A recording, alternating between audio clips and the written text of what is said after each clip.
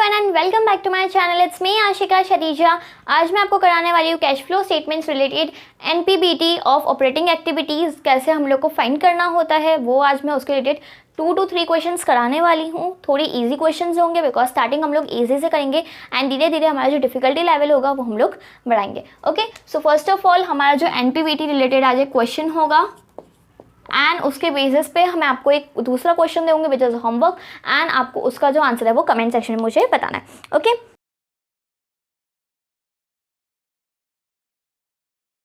Okay, सो अगर आपने मेरी प्रीवियस वीडियो देखी होगी तो आपको पता होगा कि हम लोग को एनपीबीटी के अंदर क्या क्या चीज़ें करनी होती है।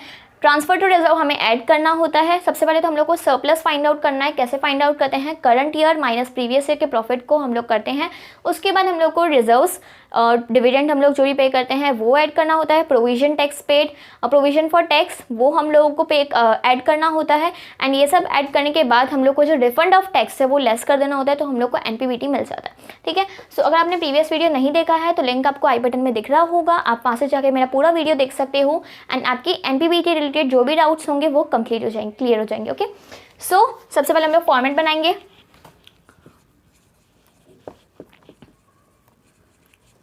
Particulars and amount.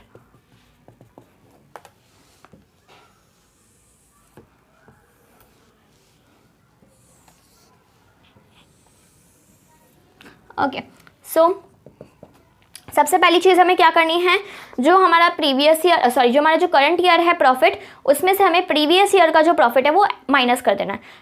Current year का प्रॉफिट क्या है? 6,72,000 और प्रीवियस ईयर का प्रॉफिट है 2 लाख। ठीक है, तो सबसे हम लोग को सरप्लस निकालना है which is current year minus previous year profit. तो 6,72,000 माइनस 2 लाख विल बी 4,72,000, तो आपका सरप्लस आ गया। उसके बाद हमें कौन कौन सी चीज़ें ऐड करनी है वो देखते हैं।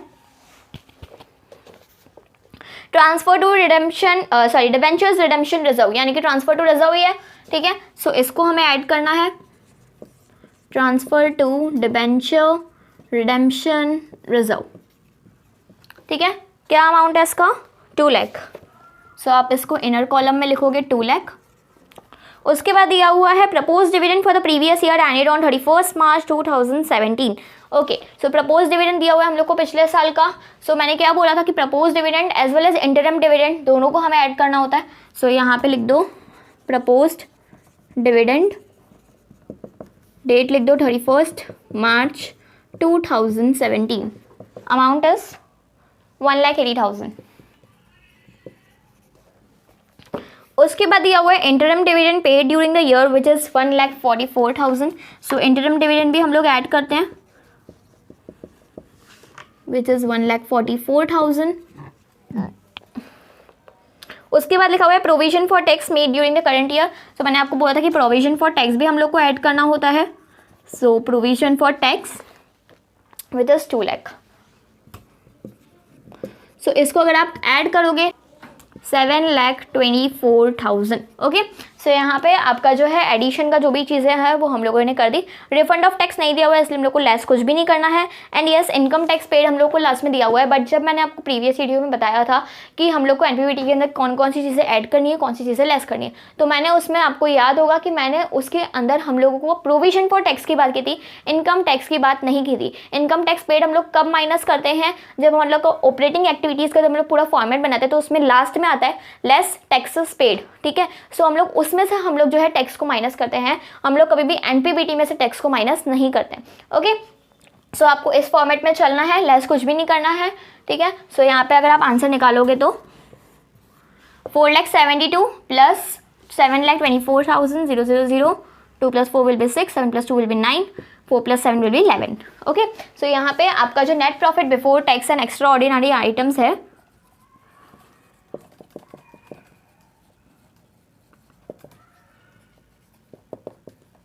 वो है 11,96,000।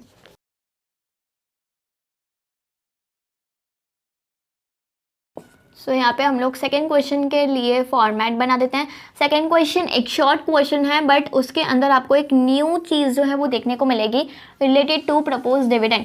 सो प्रपोज डिविडेंड के एडजस्टमेंट्स के अंदर जनरली ये चीज़ आती ही है, तो एक बार आप ये क्वेश्चन अच्छे से समझना।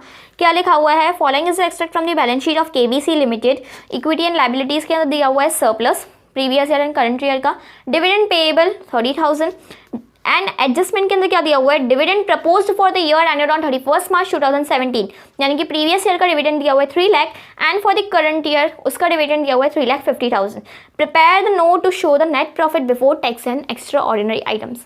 ठीक है, सो अगर आपको डिविडेंड के एडजस्टमेंट के रिलेटेड कि हम लोग को करंट ईयर के डिविडेंड के साथ क्या करना होता है एंड प्रपोज्ड डिविडेंड होता है प्रीवियस ईयर के डिविडेंड के साथ क्या करना होता है, अगर आपको वो एडजस्टमेंट पता होगा तो आप ये क्वेश्चन अच्छे से खुद से सॉल्व कर सकते हो। अगर आपको नहीं पता है तो मैं आपको ये क्वेश्चन अच्छे से समझाने वाली हूँ।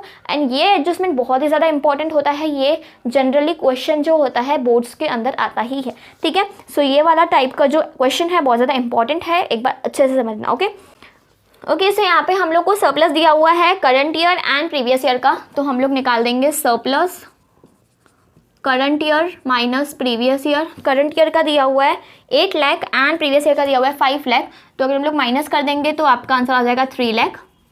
एंड उसके बाद यहाँ पे लिखा हुआ है डिविडेंड पेएबल। डिविडेंड पेएबल हमें कुछ नहीं करना है, बट जो प्रपोज डिविडेंड है ना उसका हमें करना है। क्या होता है, देखो प्रपोज डिविडेंड यानी कि हम लोगों ने अभी तक खाली डिविडेंड को प्रपोज्ड किया है, यानी कि बताया है कि हम लोग इतना डिविडेंड देंगे, बट अभी हम लोगों ने दिया नहीं है। ठीक है, डिविडेंड प्रीवियस ईयर का, अगर प्रपोज डिविडेंड हमें प्रीवियस ईयर का दिया हुआ हो तो हम लोग प्रपोज भी कर लेते हैं, नहीं उसको पे भी कर लेते हैं। बट अगर हम लोग बात करें करंट ईयर की, तो अभी हम लोगों ने उसको खाली प्रपोज्ड किया है, यानी कि हम लोगों ने खाली बताया है कि हम लोग इतना डिविडेंड जो है पे करेंगे, अभी फिलहाल हम लोगों ने पे नहीं किया है। ठीक है, सो प्रपोज डिविडेंड हमेशा हम लोग प्रीवियस ईयर का ध्यान में लेके चलते हैं, करंट ईयर का नहीं लेके चलते, बिकॉज करंट ईयर का अभी हम लोगों ने पे नहीं किया, हम लोगों ने ओनली प्रपोज्ड किया है। ठीक है, प्रपोज डिविडेंड अगर हम लोग प्रीवियस ईयर की बात करें तो हम लोगों ने उसको पे भी कर लिया होता है। सो हम लोग हमेशा कौन सा इफेक्ट लेते हैं, propose dividend of the previous year. ठीक है, सो प्रीवियस ईयर का अगर हम लोग देखें तो प्रपोज डिविडेंड है 3 लाख। सो यहाँ पे आपको खाली ऐड करना है प्रपोज्ड डिविडेंड एंड ब्रैकेट में आप लिख देना प्रीवियस ईयर कितना है 3 लाख। सो अगर आप ऐड करोगे तो आपका जो एनपीबीटी है वो आ जाएगा 6 लाख। छोटा क्वेश्चन था, बट इसके अंदर एक इंपॉर्टेंट एडजस्टमेंट मिला मेरे को, इसलिए मैंने आपको ये क्वेश्चन करवाया। ओके,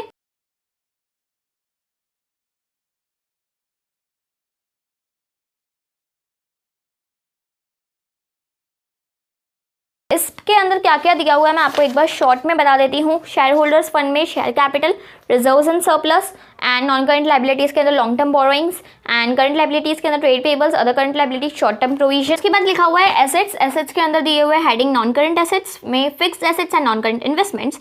नोट्स टू अकाउंट्स के अंदर हमें दिया हुआ है शेयर कैपिटल में equity share capital, preference share capital. Reserves and surplus के अंदर 3 रिजर्व्स दिए हैं, सो ये हमारे एनपीबीटी के लिए इंपॉर्टेंट है, which is general reserve, workman compensation reserve and surplus. Short term provision which is provision for tax, so ये भी हमारे लिए इंपॉर्टेंट है। एंड लास्ट में नोट लिखा हुआ है proposed dividend for the years ended on 31 March 2018 and 17 are 1,60,000 and 80,000 respectively.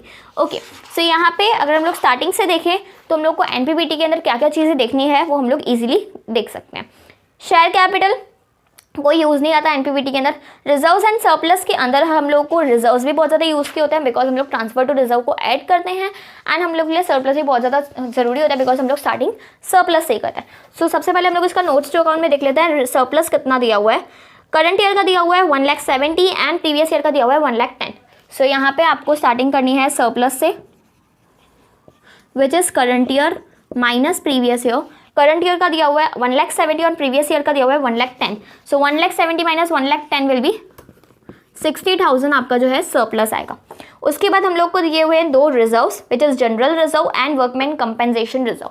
अगर हम लोग को दोनों ईयर्स के रिजर्व्स दिए हुए होते हैं तो हमें कैसे डील करना है, जैसे हम लोग सरप्लस के साथ डील करते हैं, सिमिलरली हमें रिजर्व के साथ डील करना है। ओके, सो सरप्लस के रिजर्व में जनरल रिजर्व पे आते हैं पहले, ऐड ट्रांसफर टू रिजर्व में, ट्रांसफर टू रिजर्व क्या दिया हुआ है, सबसे पहले जनरल रिजर्व का 2,75,000 करंट है एंड 2,10,000 हमारा प्रीवियस है। सो माइनस करेंगे तो कितना आएगा, 2,75,000 माइनस 2,10,000 विल बी 65,000। ठीक है, सो यहाँ पे आपको ऐड लिखना है 65,000। उसके बाद लिखा हुआ है वर्कमैन कंपेंसेशन रिजर्व। सो वापस हम लोग को यहाँ पे लिखना है transfer to workman compensation reserve, पूरी फुल फॉर्म के साथ लिखना है आपको। 2,50,000 करंट का है और 2 लाख हमारा प्रीवियस है, सो 50,000 हमारा आ जाएगा। यहाँ पे लिख दे रही हूँ current year minus previous year, current year minus previous year. Okay, so हम लोग का रिजर्व्स एंड सरप्लस का काम तो हो गया। उसके बाद हम लोग को लिखा हुआ है long term borrowings. Okay, so long term borrowings हम लोग को कोई काम की नहीं होती एनपीबीटी के अंदर। करंट लाइबिलिटीज़ के अंदर दिया हुआ है trade payables, not know use, other current liabilities का भी कोई यूज़ नहीं आता। शॉर्ट टर्म प्रोविजन, इसमें हम लोगों को प्रोविजन दिया हुआ है और हम लोग को प्रोविजन टैक्स फॉर टैक्स जो है वो एनपीबीटी के अंदर बहुत ज़्यादा यूजफुल होता है, बिकॉज हमें उसके अंदर ऐड करना होता है। ठीक है, सो प्रोविजन फॉर टैक्स हमेशा हम लोग को करंट ईयर का जो है उसको ऐड करना होता है। करंट ईयर का प्रोविजन फॉर टैक्स दिया हुआ है 1,50,000, सो आपको जनरली ऐड करना है provision for tax of current year 1,50,000। ठीक है, ये सब हो जाने के बाद एसेट्स हमें कोई यूज़ का नहीं है और कुछ यूज़ का नहीं है, बट नोट में लिखा हुआ है देखो propose dividend for the years ended on 31 March 2018 and 17, 2 years का दिया हुआ है, एक प्रीवियस एक करंट। सो हमें कौन सा ईयर जो है लेना पड़ेगा, प्रीवियस ईयर। अभी इसके पहले वाला क्वेश्चन हम लोगों ने प्रपोज डिविडेंड रिलेटेड ही किया है। ठीक है, सो प्रीवियस ईयर का प्रपोज डिविडेंड को हमें ऐड करना है। प्रीवियस ईयर का दिया हुआ है 80,000, सो यहाँ पे लिख दो प्रपोज डिविडेंड प्रीवियस ईयर कितना है 80,000। सो यहाँ पे 1,50,000 plus 50 will be 2 lakh, 2 lakh plus 80 will be 2,80,000 and 2,80,000 plus 65 will be 3,45,000। सो 3,45,000 इसका टोटल आएगा, प्लस 60,000 करेंगे तो आपका जो net profit before tax and extraordinary items है वो आ जाएगा 4,05,000। ओके, सो यहाँ पे आपका जो है एनपीबीटी रिलेटेड थर्ड क्वेश्चन भी कंप्लीट हो जाएगा। इसके बाद एक और क्वेश्चन कर लेते हैं।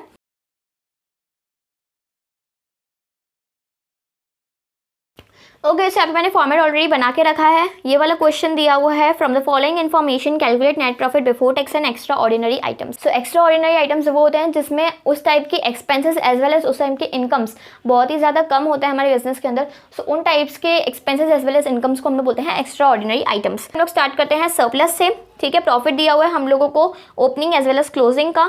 ठीक है, सो क्लोजिंग हम लोग को दिया हुआ है 3,36,000 एंड ओपनिंग हम लोग को माइनस में 1 लाख दिया हुआ है। सो 3,36,000 माइनस में 1 lakh will B 4,36,000। So surplus current year minus previous year, यहाँ पे आप लिख दो 4,36,000। ठीक है, सरप्लस का काम हो गया। उसके बाद हम लोग को चीज़ों को ऐड करना है एंड लास्ट में लेस कर देना है। ठीक है, सो ऐड क्या करेंगे, dividend paid in the previous year, इसमें ऑलरेडी प्रीवियस ईयर का ही डिविडेंड दिया हुआ है। सो इसको जनरली हमें ऐड कर देना है। डिविडेंड ब्रैकेट में लिख दो प्रीवियस ईयर 72,000 दिया हुआ है। उसके बाद लिखा हुआ है interim dividend paid during the year which is 90,000। सो यहाँ पे आप लिख दो इंटरम डिविडेंड 90,000। उसके बाद लिखा हुआ है transfer to reserve. Transfer to reserve भी हम लोग ऐड करते हैं। ट्रांसफर टू रिजर्व अमाउंट है इसका 1 लाख। उसके बाद हम लोग को दिया हुआ है provision for tax made during the current year. So provision for tax भी हम लोग ऐड करते हैं। Provision for tax of current year कितना दिया हुआ है 1,50,000। इन सबको ऐड करेंगे तो क्या आ जाएगा 4,12,000। उसके बाद हम लोग को क्या लिखा हुआ है रिफंड ऑफ टैक्स लेस करते हैं। सो रिफंड ऑफ टैक्स माइनस में लिख दो आप कितना है अमाउंट 3,000। सो टोटल इसका आया था 8,48,000। 8,48,000 में से अगर आप 3,000 माइनस कर दोगे सो आपका आंसर आएगा 8,45,000। ठीक है, 8,45,000 आ जाने के बाद यहाँ पे दो चीज़ें और दी हुई है। ठीक है, जो एक एक्स्ट्रा ऑर्डिनरी आइटम्स होते हैं यानी कि बहुत ज़्यादा रेयर केस होता है उनका। देखो loss of inventory due to fire. अब फायर हमारे बिजनेस के अंदर है तो फिर हमारी कंपनी के अंदर रोज़ रोज़ तो लगती नहीं है। ठीक है, तो बहुत ही ज़्यादा कम ऐसी चीज़ें होती है। कभी कभी ऐसा होता है कि हमारे बिजनेस के अंदर आग लग जाती है और इसकी वजह से हमारा जो लॉस हो जाता है बहुत सारा। ठीक है, तो एक एक्स्ट्रा ऑर्डिनरी आइटम्स है और एक ये लॉस है। सो लॉस को हमेशा हम लोग को यहाँ पे ऐड करना है। सो यहाँ पे आप लिख दो add of extraordinary items. मैं EI लिख रही हूँ, फुल फॉर्म में लिखना। Okay, so loss due to fire. कितना लॉस हुआ था, 2 लाख का। इसको आपको ऐड कर देना है एंड लेस क्या करना है, less of extraordinary item. Extraordinary item हमें दूसरा दिया हुआ है, insurance claim received for loss due to fire. हम लोगों का जो फायर में लॉस हुआ था उसका हम लोग को इंश्योरेंस क्लेम रिसीव हुआ। अब इंश्योरेंस क्लेम रिसीव तो हुआ, बट हमारी बिजनेस के अंदर रोज़ रोज़ आग लगेगी तो ही हमारे लिए एक बहुत ज़्यादा ऑपरेटिंग एक्टिविटी टाइप होगा, बट हमारे बिजनेस के अंदर रोज़ रोज़ आग लगती नहीं है, तो इसलिए हम लोग को रोज़ रोज़ इंश्योरेंस क्लेम रिसीव नहीं होता। इन शॉर्ट ये बहुत ज़्यादा एक्स्ट्रा ऑर्डिनरी और बहुत ज़्यादा रेयर केस होता है कि हमारे बिजनेस के अंदर आग लगती है और हमें इंश्योरेंस क्लेम को रिसीव करना होता है, ठीक है। सो ऐसा कभी कभी होता है, इसलिए हम लोग उसको एक्स्ट्रा ऑर्डिनरी आइटम के अंदर लिखते हैं। जो भी एक्स्ट्रा ऑर्डिनरी आइटम की वजह से लॉस होता है उसको हमें ऐड करना होता है, और जो भी उसके थ्रू हमें इनकम होती है या तो फिर हमारे बिजनेस के अंदर पैसा आता है उसको हम लोग को लेस कर देना होता है। तो इंश्योरेंस क्लेम रिसीव हुआ 1 लाख का। सो यहाँ पे आप लिख दो insurance claim received due to fire which is 1 lakh. So इसको आप लेस कर दोगे। So 2 lakh minus 1 lakh will be 1 lakh. So 8,45,000 में से 1 लाख माइनस कर दोगे तो सॉरी प्लस कर दोगे तो 9,45,000 आपका जो है आंसर आएगा, ठीक है। सो यहाँ पे ये जो आंसर आएगा आपका आएगा net profit before tax and extraordinary items, ordinary items. Okay, so यहाँ पे आपका जो है एनपीबीटी का फॉर्मेट अच्छे से बना दिया है। आई होप आपको अभी समझ में आ गया होगा कि आपको एनपीबीटी कैसे कैलकुलेट करना है और किस किस चीज़ों को आपको ऐड करना है एंड किस किस चीज़ों को आपको लेस करना है। ओके, सो आई होप आपको समझ में आ गया होगा कि आपको एनपीबीटी अभी कैसे कैलकुलेट करना है, कौन सी चीज़ें ऐड करनी है एंड कौन सी चीज़ें लेस करनी है। मेरे को जो भी अच्छे लगे, जो भी सम्स अच्छे लगे एंड जो भी सम्स में लगा कि आपको इसमें कुछ नया सीखने को मिलेगा, मैंने वो जो भी सम्स थे एनपीबीटी रिलेटेड वो सारे आपको बताए हैं। अगर आपके लिए वीडियो यूजफुल रहा हो तो उसको लाइक करना, शेयर करना।